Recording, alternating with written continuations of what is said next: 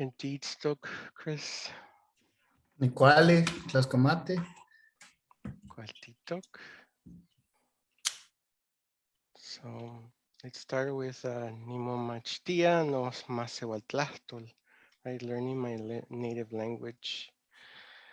So if you'd like to introduce yourself a little bit, Chris. Okay. Déjame poner esos.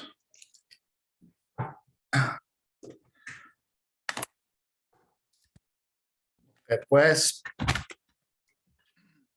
Nimichikawa y Meme, Kamikate, Nech, Nimotoka, Chris Cuautli, Niwala, Tomosola, Xalixco, Nislakatik, Panse Altepitzin, Tepichi, toca Soyatlán de afuera, Juanimoscaltic, Juan los Estados Unidos, California, Nitemostiani, Juan Momastiani, de Nahuatlatoli, Nosonican, Moitoa mexicano, Nipaque, Nicanca Amuante, Pampa Dios, Nimitsewi, Nano toca Chris Cuautli, Niewa, Tamuzuela, Jalisco, Nitlacatqui y Pansepila Tepetzi, ni toca Soyatlán de afuera, Juanimoscaltiqui, los Estados Unidos, California, Nitlamachtiquet, Juanimomachtiquet, Ica Nahuatlatoli, Mexcatlatoli, Nican Moelia, mexicano, y Juan Nipapaki, Nistok Nica, Tlascamati. Cualtitok, Tlascamati, Pampa, Titachili, Tlenta, Kena. Cualtitok. Naman ika Coyotlastoli, Kena. Kena. Pues, my name's Chris Cuautli, and I'm from Tamazula, Jalisco, and I was born in a little community called Soyatlán de Afuera. I was raised in the U.S. in California. I'm a teacher and student of Nahuatl. Here we call it Mexicano in our communities here. And I'm just very happy to be here. I'm a little nervous. I get nervous talking in front of people, but thank you guys for having me. Ashinquaqualantli. No problem. You're good. Cualtitok. So we're just gonna guide ourselves with these questions right here, right? So some of the questions that we have, you've already answered, but what about where are your ancestors from? So all of my ancestors, so far that my genealogy, I've done about like 350 years. They're all from the same place. We're all from Tamazula. My parents are from, there's a river where we're from, and my father's community is on one side, and my mother's community is more up into on the other side, but more in the Sierra. So all of them are from different ranchitos in Tamazula. Cualtitok, Cuali. What is it that got you committed to learning and teaching your language? Well, I think my first interest that sparked the interest for me was growing up in California. And as a teenager, I started attending different indigenous ceremonies and gatherings. And there I would hear other people from other communities, saying things in their language, singing songs in their language, speaking in their language. And that made me wonder about my language and about, more in depth about my ancestry. So that's what really got me on the road to start learning. And what do you think about the language that's used in regards to our original languages? Like some of the words that are used, like extinct, dead, dying. What do you think about those words? They say that about well, some people, the narrative's changing now, but they would say our language is extinct in Jalisco, but I prefer like kind of like moribund or like sleeping maybe, because there's people that remember words, remember phrases, remember certain things. So in that context, we still use our language. It's just not fully, as in other communities where they're just use it on a daily basis as the language of communication. So yeah, I don't agree with the word extinct. I don't like that, the connotations associated with that term. Can I agree with those, with what you're saying? So now in regards to language, right? Language, so it connects us to ourselves, right? It connects us to our family, our ancestors, and even more so to the land, right? To the water, the mountains, the wind, everything that's around, right? Where your ancestors are from. How does that um how does that connect with you, with what your ancestors, yourself, your family, the land, the water, the mountains? Um, for me, it's a really big connection that I truly didn't realize until I came back to my community, and then I felt it. And then like one of the things that I did, first things I did is we have a river. It's the main river. It was a sacred river for our people, and we're actually named after that river, the river Rio Tamasula, um, Atenco Tamasula. And so I went there, and I was never baptized, but I just felt like for all my ancestors that were baptized, I needed to unbaptize myself. So I went into that river and I did that, by myself. And it's just a strong connection. Like I can't explain it, but when you're there walking those places where your relatives walked and your ancestors, it, it has a profound effect on you, I think. Kena, Nimitzquamachilia, Kena.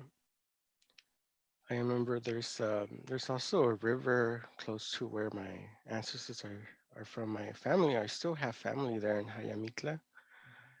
And I just remember being in the river, and also like the rains were so like are so like epic over there. It's like when it rains, it It pours, right? pours. Yeah, for reals. And Yeah, it's a different rain for sure. can um and learning across languages, right? Mhm. I know that we're speaking English. I believe you also speak Spanish. Um, and then now we're learning Nahuatl, right, our native language. How has that experience been? Maybe since you were a kid up until now, how has that experience of learning different languages and the dialects of these languages? It's been interesting because I grew up in a urban environment, if you want to call it like that, the ghetto. So we have a different vernacular way of speaking, and then I had to learn, going to school or places of business, you have to learn another mode of speaking. So it's been an interesting journey, but I think language is really important because language says a lot about where you come from, how you speak, and your community. So for me, it's been I think a beautiful journey, and I'm still on it. That's why I say I'm a student. I say I'm a student more than I say I'm a teacher. Again, all right. I call myself Nahuatl language learner first Hmm. and teacher, right? Right. They both go hand in hand. Um, so also, what do you think about language? I do see ourselves. I see myself as a language worker, as a language teacher, as a language learner, a student. Um, do you think that anyone can learn a language? Oh yeah, definitely. I think anybody has the capacity to learn a language. I think you know, it's important to share our language, for I mean, obviously there's sometimes you can't because of how people's attitudes, but yeah, I think anybody can, and I think they should. I think that's the key, especially for people that are like looking for themselves or trying to reconnect. This is a key to that door. It's going to open up a new world to you. Can. And what about can anyone teach a language? Yeah, I don't see why not. I think there's ways of teaching though, right? Where you don't try to act like you know more than you do, and you're willing to take that productive criticism and make the corrections. Because I see that a lot online. People teaching things that are not correct about the language, you know, which is very verifiable. Can I agree with that? I think it's continuing to learn and continuing to learn different ways of teaching, to learn how folks learn, right, in different ways. Mhm. There's visual learners, there's people that love to read, there's people that like to write, right? There's people that want actions to be done, right? Right. That whole, I do miss being in person and the social cues, right? And learning that way, right? Like, are they getting it? Are they not getting it? Um, and also, so more about, like what got you committed to learning and teaching your language. Was there a specific moment, a specific event? Well, so growing up and being around, different indigenous people from different communities, and I don't know, I think we have like this try to, it's not good, but people like try to one up each other all the time. Like I'm more than you, or I know more than you, and just hearing that, or I used to hear elderly people say things like, you have to know your language, or people not being allowed to do things because they didn't speak their language. So that for me it just made perfect sense. Like I need to know my language in order to grasp these things. So I think just that, wanting to know just wanting to find myself, being lost in this, and in the urban US that basically will strip you of whatever identity you have and replace it. So that wanting to connect really pushed me forward. And it was a hard journey because I started before, the internet was accessible, and we didn't have resources. It was very hard to find someone that spoke Nahuatl, let alone anything similar to your own variant. Can I I remember when you started your page on Instagram and I saw you on YouTube and I'm like, oh, Jalisco Nahuatl, that's like the closest, the Tuxpan variant would be the closest variant to what perhaps my ancestors spoke, in Jalisco. So I was really happy that you started doing the work, you're doing it on Instagram, on YouTube. I see your page on Facebook too. So I sent you all the links, and the links will also be posted as well. And you know, I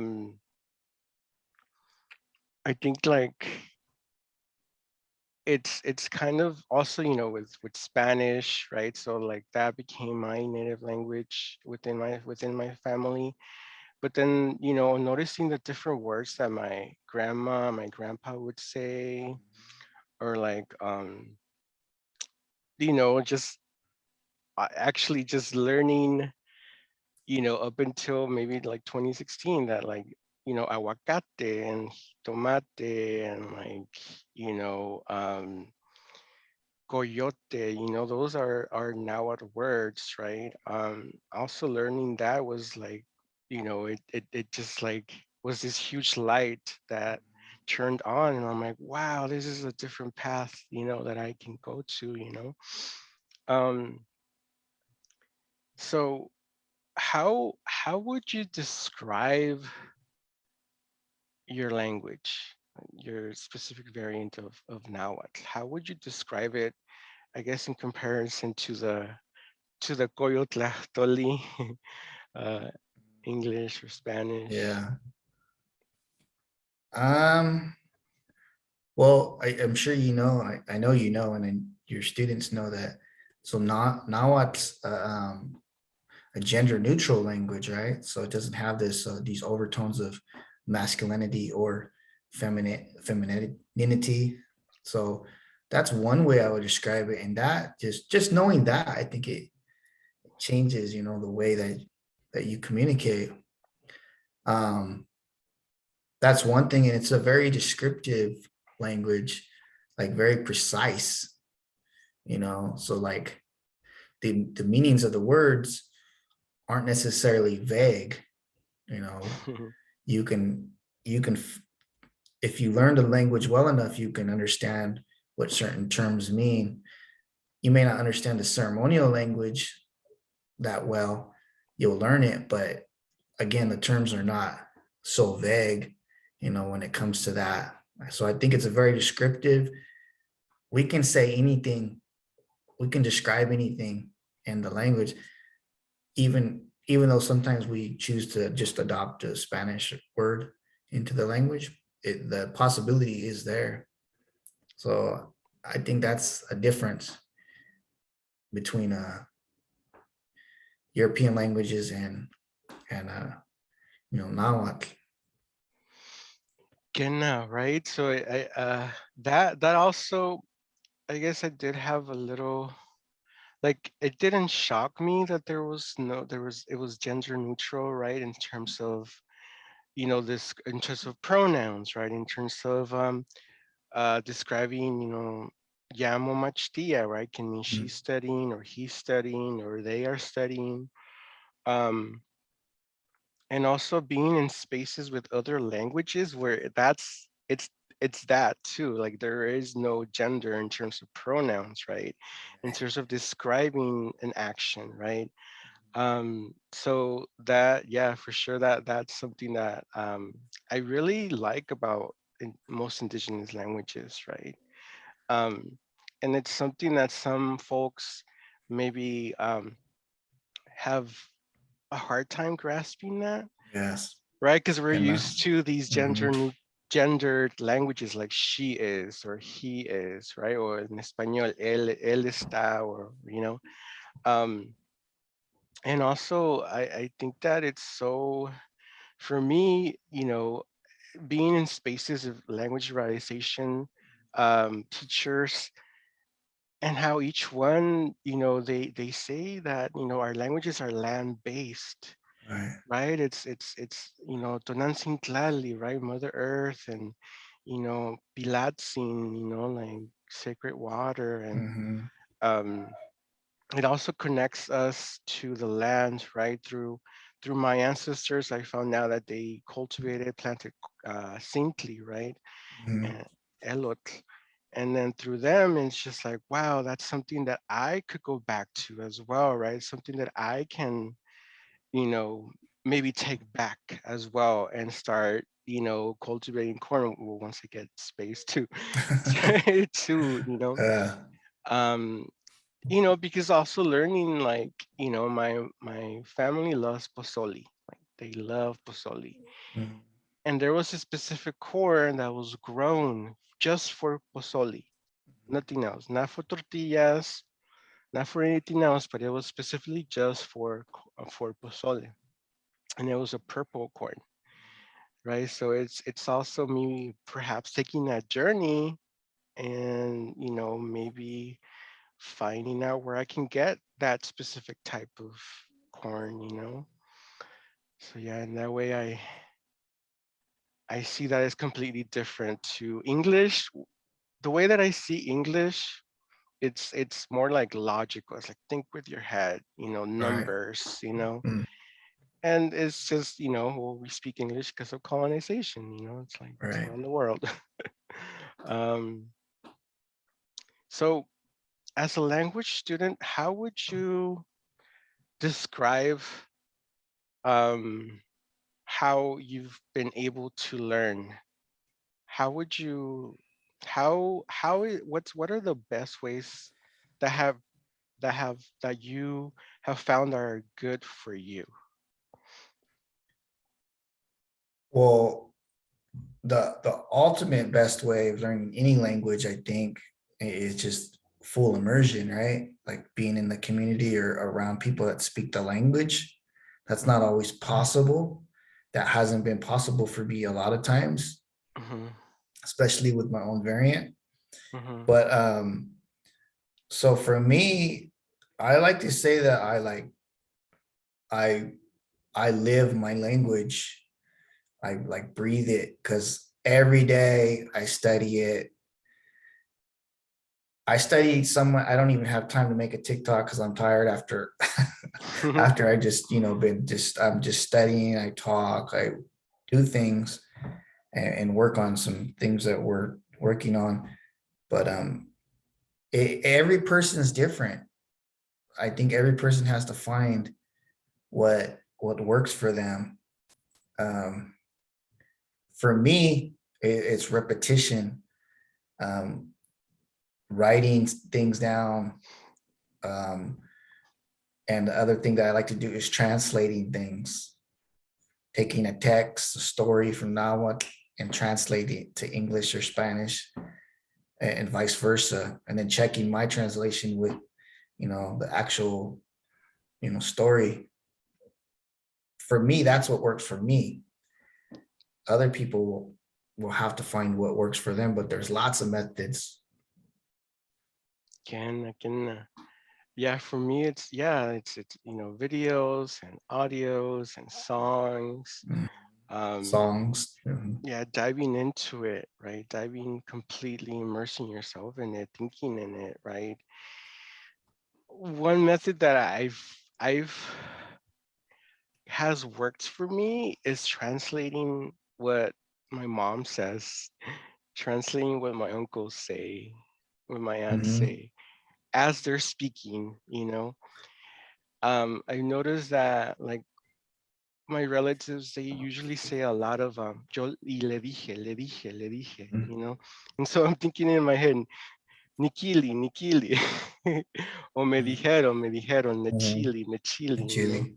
you Yeah, I do that sometimes too, and uh, you know, sometimes I forget, and I'll say something. Yeah, I do it with Spanish or English. I forget the other person doesn't know that language, and I might, because my mind is thinking in that language at that time. Mm-hmm, So I think that's when you get into a high fluency is when you're able to start thinking into the language. mm-hmm. And yeah, it's there's different methods, I guess. So I teach English here, as well. And so I'm constantly dealing with different methods and different students. How do I get them to learn these words, these phrases? Mhm. Ken Tlaxcamati. Um, so I think what about have there been any stories that have been passed down to you? Um, like I guess you can call it quote unquote myths, Mhm. mitos. Well, well, my grandfather, he passed away in December, but he was 96 years old, and he was like the second oldest person in our community right now. But he was a what a linguist would record as a remember that he remembers phrases and words and little stories and stuff. But what really stood out for me, and it's not really a myth, but it's a story, actual story of his life.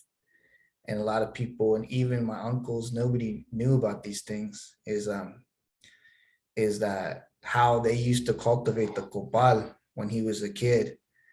And there's lots of different kinds of copal, and but in our area, you have to go way in the mountains. But this is what he would do as a child, and harvest the copal and then bring it down, and then they would sell it to the other majority indigenous communities that were using it in the area, and they would use it in our our capillas and our little churches that we have. But just, and I recorded it when he told me. I recorded it, and one day I'm gonna share it online. Um, but yeah, just hearing him how he used to do that, him still knowing these terms, like calling the copal copa xochitl, which is how we say xochitl in our variant, and distinguishing these and talking about just the terminology, in our variant for certain things.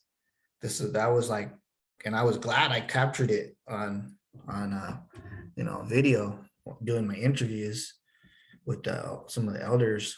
But yeah, he that was a memorial story for me. It's not so much as like a cuento or nothing, but it's his personal life story. Wow, Tlahuelcoacualtzin. Very beautiful that you were able to do that. That's beautiful. Mhm. Yeah, yeah, I mean, recording, speaking to your family members now, right? Recording, writing down the stories, exactly that. It's just like if no one is going to tell your family's story, then one should take the initiative to do so. And that's you. Exactly. That's you. Exactly. Yeah. Um, I know this may be like a sensitive subject in regards to everything that's coming out with the boarding schools, the residential schools up in Canada, here with the boarding schools, and telling the history exactly as it happened, right? About how these children were removed from their families, hundreds of miles, even thousands of miles away, right? Stripping them from their culture, prohibiting from them, speaking their language, um, yeah, all this abuse, um, and also, just learning that as well. For me, I mean, you're not gonna see this in history books, but like Secretaría de Educación Pública in Mexico, over the last 100 years, they've been doing that project of just teaching in one language, right? And so what was boarding schools and Indian schools or residential schools here in Mexico, they also existed there, right? So do you think that there's some sort of that affected your family in some sort of way, in terms of like losing the language and culture? No, it definitely definitely affected, like, so the first residential school, you probably know this already, was actually in Mexico. It was the Colegio de Tlatelolco, and they would take the children of the leadership throughout the surrounding communities. The prerequisite was that the child had to be within uh 8 to 12 years old, and they would stay there with the priest. And this is, what they did in the US and Canada. They first experimented down here, I guess.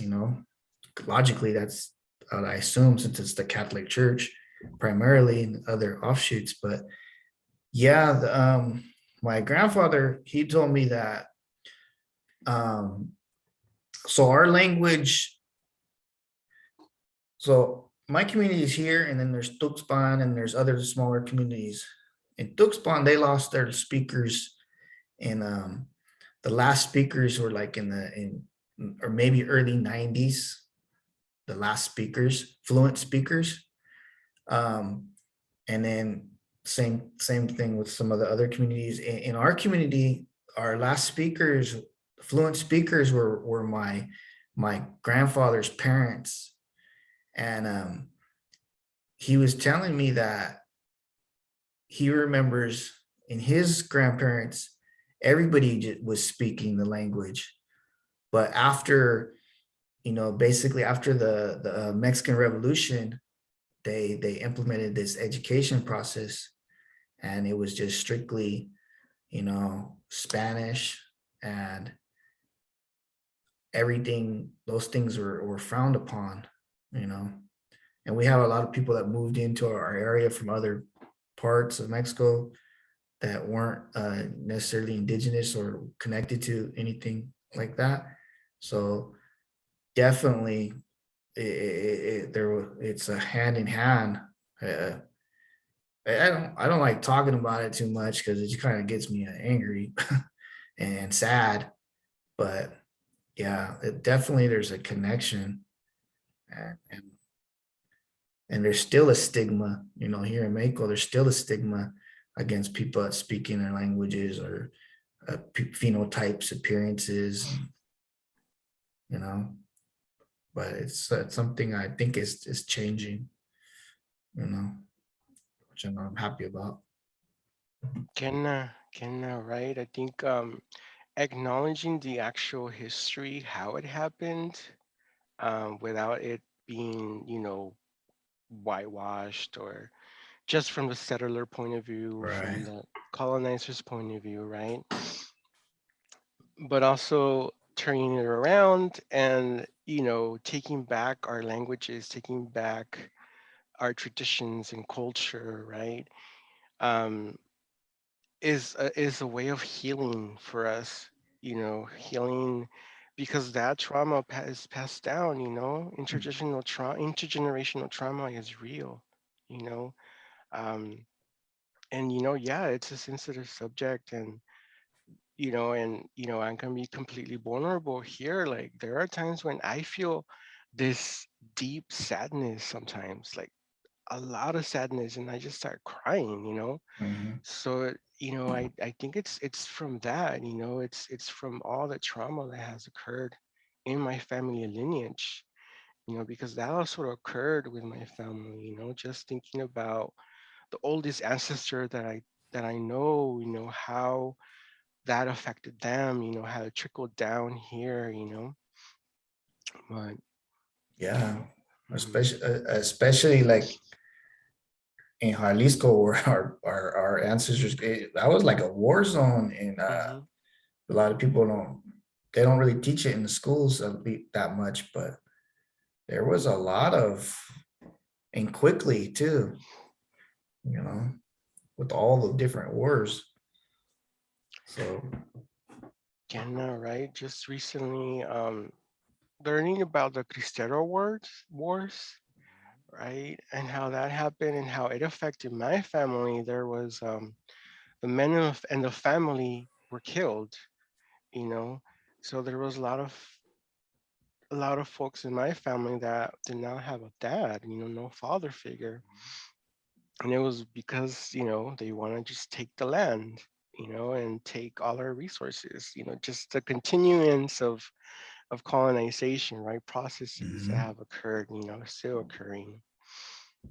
yeah, Um, definitely. mhm. Um, so I know that from now, up until like March of 2020, up until now, and everything has gone online, but slowly we're going back into our learning spaces. Um, what role do you think technology has played um, in teaching our languages, right? So using like recording devices, using apps, um, some languages do have language, like the keyboards, right? Their own writing systems. Zoom, right? We're on Zoom, Skype, Meet. Um, what do you think? What role has it played? Do you think it's good? Do you think it's bad? Oh, I think it's great, and I'm thankful. I love it. I mean, I know that what's come with it, right? All the bad, but for some of us of our languages, like smaller languages, it's like a lifesaver for us. Like I have recordings of our language being spoken, made in the 1960s, and nowhere you cannot find those anywhere. You cannot Google it. You can't. There's if it was that those recordings weren't made, then we wouldn't be able to know the exact pronunciation. I mean, we could make equivalents, obviously, but so for us, for me, um, it's it's a lifesaver because I'm able to access those things, access field notes that are in some university that only linguists had access to, you know. So for us, and in the broader sense too, I think it's really promoted language learning, especially you know made it easier for people who don't have the opportunity to travel, come down here to Mexico, or to travel and learn. They can do it online. There's Can no there's no excuse now. Nobody. can I think even before I started teaching online, there was a lot of folks from different parts. I wish that these language classes were here. Mhm. So then that's one of the ways in which I was driven to go online, even before the pandemic. It's like, okay, y'all want to learn? Okay, let's do this. Let's use technology to the best let's take advantage of it, let's take advantage of it. Yeah.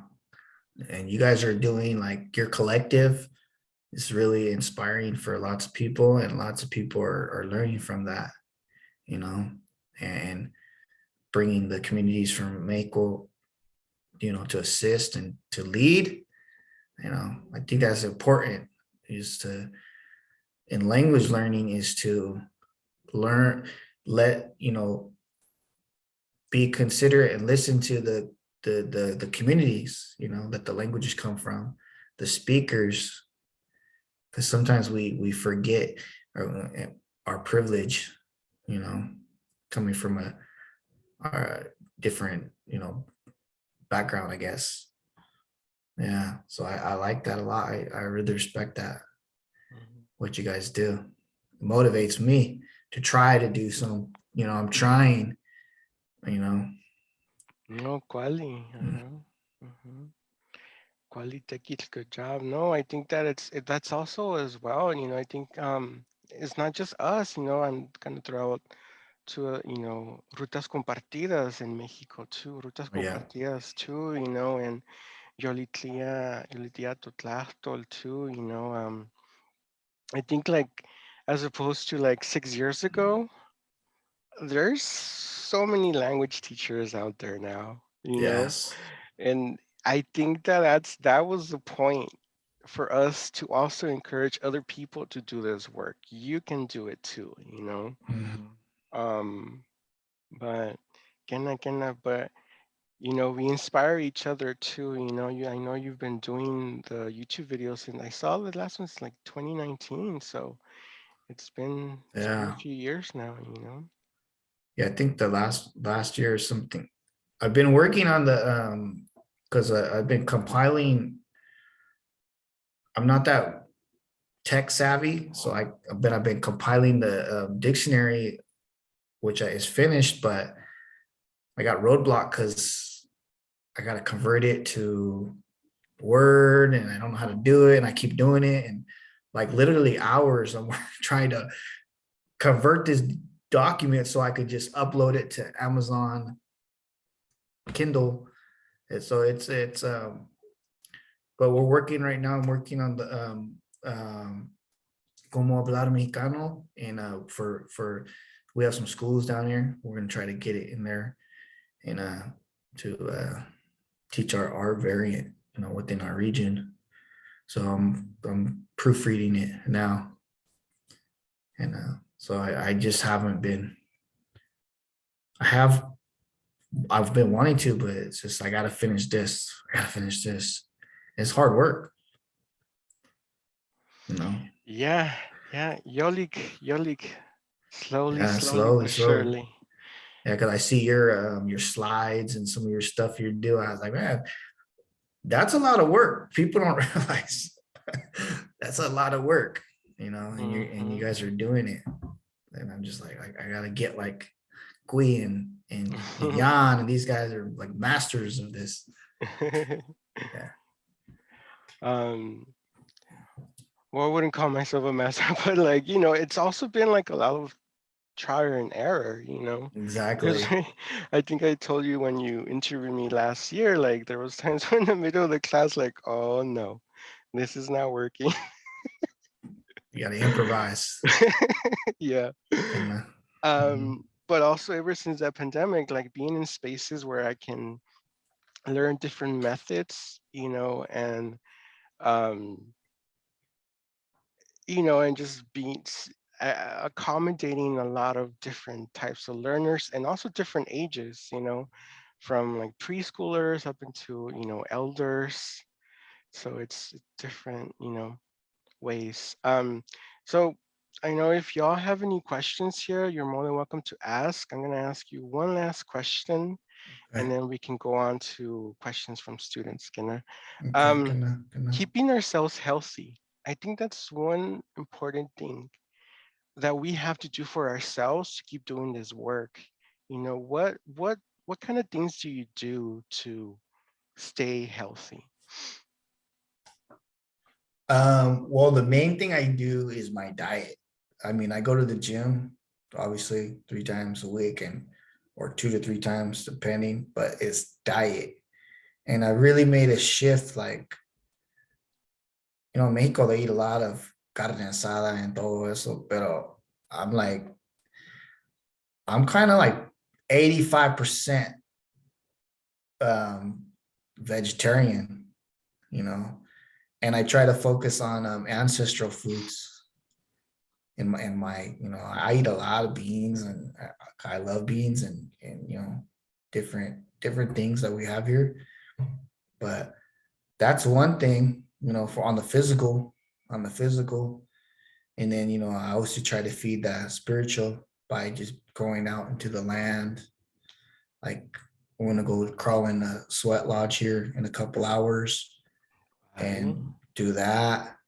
And I also going out and socializing with my friends too. We're able to do that here. I don't know about how the COVID thing's going right now, California, but doing that too, because you have to have that balance, I think,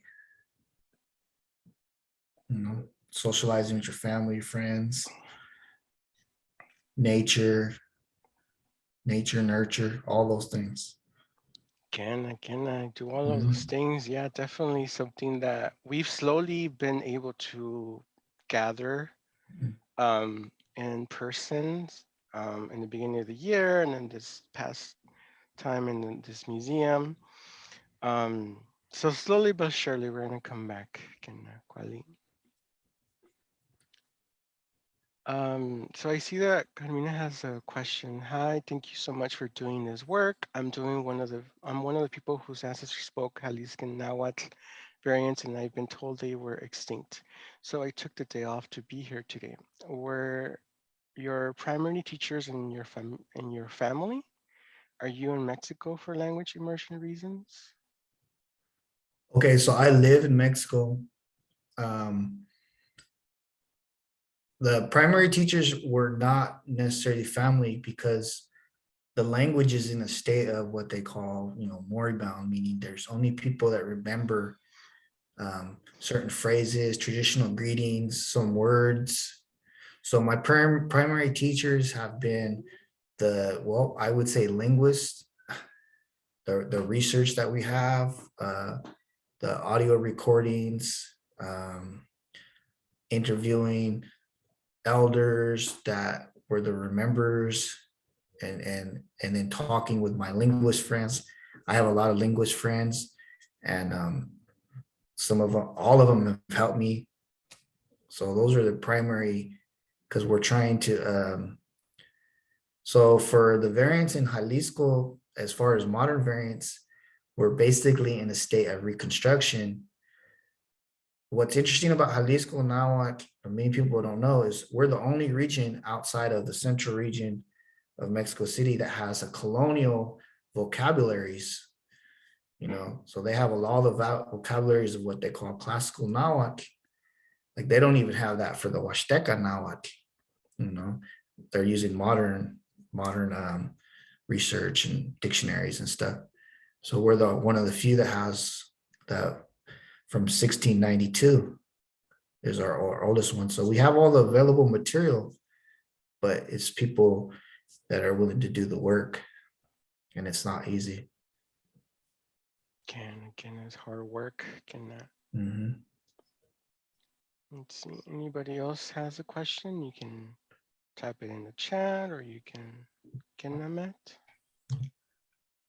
Yali, so obviously this probably ties to some degree into pulling the language out of that state of moribundity. Do you notice there are issues or anything that comes up with mutual intelligibility with other variants of Nahuatl that particularly stand out to you? Okay, so one thing is that, like in her statement here, she just said that some people said that Jalisco Nahuatl is extinct. This isn't necessarily true, because the language is still retained in southern Durango, Nayarit, and coastal Michoacan. Now, these speakers, these communities came from Jalisco, and you could look at the historical record, or were right there on the edges. And due to the wars, they spread into those areas. So they actually preserved the language. Our two variants, we have two main variants, and so those are mutually intelligible. But as far as like between, like, let's say a primary example, Jalisco Nahuatl and Huasteca Nahuatl, I don't think they're really mutually intelligible to maybe an average speaker, but if they start speaking after a while, they will be able to understand each other. They did. I forgot his name right now, Professor De La Cruz. He went and interviewed one of the elders in Coastal Michoacan, which is right kind of by where I'm from. And they were able to understand each other. And I don't know if that's partially due because he's also educated about other variants. So that makes it easier. Like if I hear Huasteca Nahuatl, well, I used to study a variant of it, so I know a little more. But I know all the differences, like, okay, that we don't even use that word. But I think, if after speaking, you start kind of like, okay, understanding and then picking it up. But I would say it's not, on the surface, it's not more than 60% between those two extremes.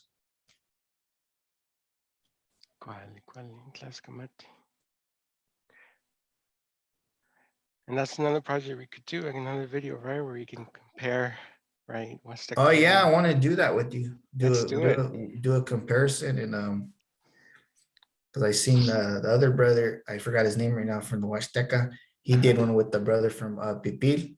Excuse me, not Pipil, Nahuatl. They don't want to be referred to as that. So yeah, and it was really interesting. We should definitely do it. And then Juan is asking, can you give a little background of yourself, where you grew up, how long have you been studying the language, your future plans? Okay. So I was born in as I said earlier, in Tamazula, Jalisco, in the municipio. I was born in a place called Suetlan de Fuera. I was raised though in California, primarily in, well, Sacramento, California. It's the capital for those who aren't from California. And I started studying when I was about, I'd say 17 years old. So it's been a while. My first teachers were I started studying through I started dance at that time, and I started studying with a teacher from Puebla. So she was from a Nahuatl speaker from Puebla, and I just kind of was moving around the different Nahuatl speaking communities as they arose. I started teaching classical Nahuatl classes because we kind of were like in phases, right? Back then, everybody wanted to know classical Nahuatl. They were under this illusion that it was like the right form, which is entirely not true. And now we have the emergence of, then it was like Guerrero Nahuatl became popular. And now it's Huasteca Nahuatl is really popular, and it's spread, you know? So yeah, that's my background, and now I live in Mexico again, and I'm just basically doing the researching, compiling, and doing the work. ¿Cuál TikTok? A ver, okay, there was a raised hand, and then there was a question in the chat. Let's see, Patricia, do you want to ask a question? Hi, Patricia. My family's from Tecolotlan, which is pretty near Tuxpan. And my grandparents have a lot of lullabies and like bilingual jokes and like the Nahuatl variant over there. And so I started following your like Instagram account a while back, and so I was like, oh wow, that's like something that they would say too and all that. I wanted to see if there's any resources that you'd recommend like for learning more. Well, all the resources I have, I put them on there on the Facebook page, which is Western Peripheral Nahuatl. Everything's there. Anything that's not there, you just message me. I will send it to you right away. If some things, like if you want some specific things that may not be on there, I can dig it up and send it to you as well. Yeah, I did the Facebook page to share just anything about the Western Peripheral Nahuatl, you know.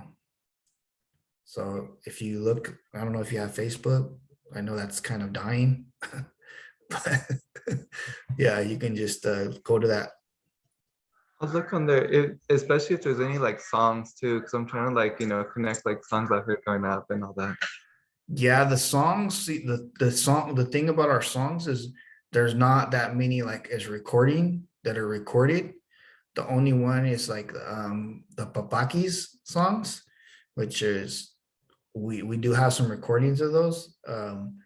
And I can send those to you as well. I think I might have probably put those up there. They're pretty interesting. Understand?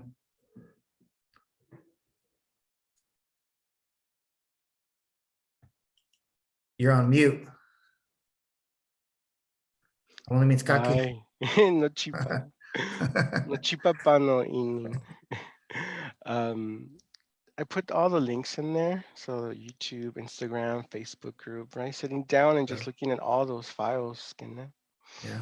¿Cuál TikTok? And then Derek said, where can I learn more about Coastal Michoacan variant? So there's actually a lot of resources on the Coastal Michoacan variant.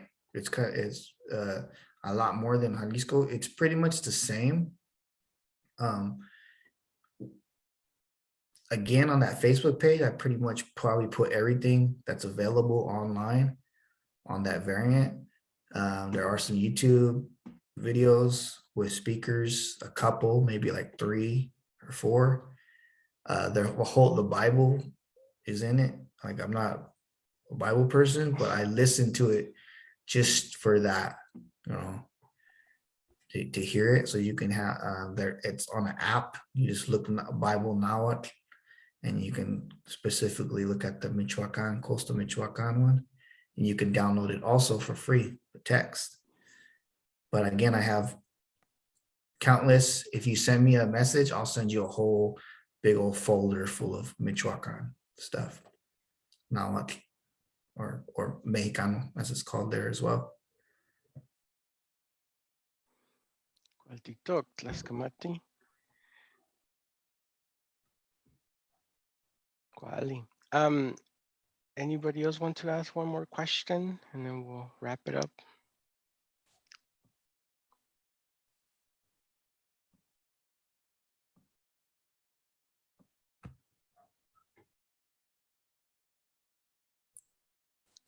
Ashkana. Bueno, pues Tlascamati miak, noyoliknin, pampa titstoya nikan. Kina. Wan timoitase, shimomalwi. That's it, Tlascamate, Imuante.